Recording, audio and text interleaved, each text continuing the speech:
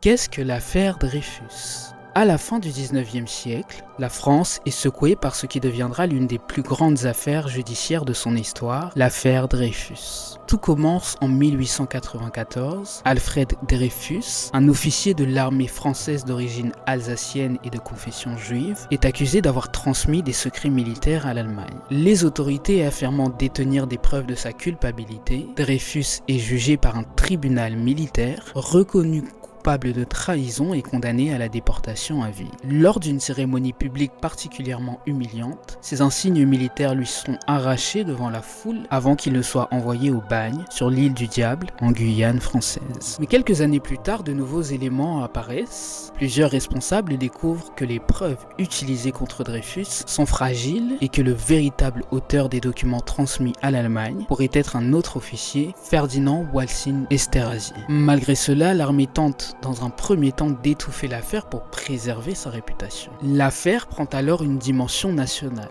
Les Dreyfusards réclament une révision du procès au nom de la justice et de la vérité. Les anti-Dreyfusards considèrent au contraire que l'armée ne doit pas être remise en cause. Les débats deviennent extrêmement violents dans la presse, dans les familles et même au Parlement. En 1898, l'écrivain Émile Zola publie une lettre ouverte devenue célèbre intitulée « J'accuse ». Il y dénonce les irrégularités du procès et accuse les autorités d'avoir condamné un innocent. Son texte provoque un immense scandale et contribue à relancer l'affaire. Après plusieurs années de procédure, Alfred Dreyfus est finalement réhabilité en 1906. Il est reconnu innocent, réintègre l'armée et retrouve son honneur.